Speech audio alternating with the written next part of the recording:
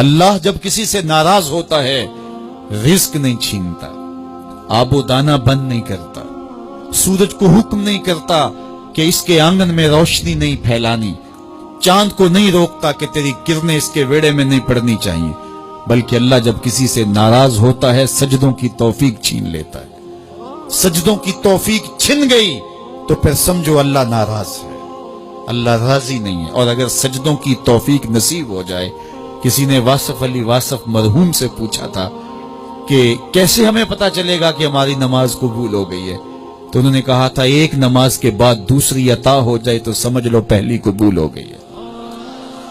تو نمازوں کا نصیب ہونا یہ اللہ کی رضا اور اللہ کی خوشنودی کی دلیل ہے، اور سجدوں کی توفیق کا چھن جانا یہ اللہ کی ناراضگی کی دلیل ہے۔ میں اور آپ دیکھیں کہ ہم کہاں کھڑے۔ دیکھیے دولت تو کفار کو بھی ملتی ہے، اللہ دولت اسے بھی دیتا ہے جس سے راضی ہے، اسے بھی دیتا ہے جس سے نہیں راضی، لیکن سجدوں کی توفیق اسے ہی دیتا ہے جس پہ وہ راضی ہے۔ تو 5 گانا نماز شعار زندگی بنا لیجئے، نماز قضا نہ ہونے پائے۔ قیامت کے دن بے نمازی اس صف میں کھڑا ہوگا جس صف میں نمرود کھڑا ہوگا، جس صف میں حامان کھڑا ہوگا، قارون کھڑا ہوگا، شداد کھڑا ہوگا۔ مجھے بتائیے ہم میں سے کوئی یہ گوارہ کرتا ہے ہم اس صف میں کھڑے کر دیے جائیں جہاں دشمنان خدا کھڑے ہوں؟ آج کوئی نماز پڑھے یا نہ پڑھے، حشر کے دن حکم ہوگا کہ اللہ کے حضور سجدہ کرو۔ ہر کوئی سجدہ کرنا چاہے گا، جو نہیں پڑھتا وہ بھی کرنا چاہے گا، لیکن بے نمازی کی کمر اکڑ جائے گی، وہ آرزو رکھنے کے باوجود سجدہ نہیں کر پائے گا۔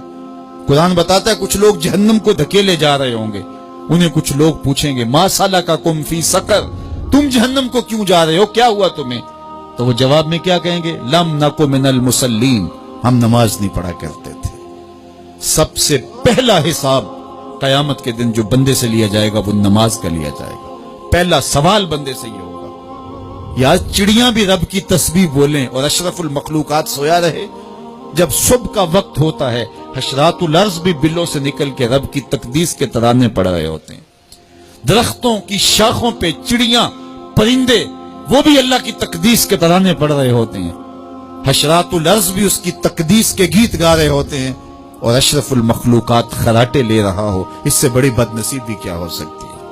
آئیے 5 گانا نماز شعار زندگی بنا لے۔ اس مجلس میں اگر کوئی بے نمازی ہے تو آج عزم مصمم کر کے یہاں سے لوٹے کہ آج کے بعد نماز نہیں چھوڑوں گا، اور اگر آپ 5 گانا نماز کی عادت رکھتے ہیں تو آپ کو مبارک ہو، لیکن یہ عزم کر کے جائیے اپنے گھروں میں، اپنے اعزاء و اقرباء اور اپنے دوستوں میں اس زور سے تلقین اور تاکید کریں گے نماز کی کہ وہ پکے نمازی بن جائیں گے۔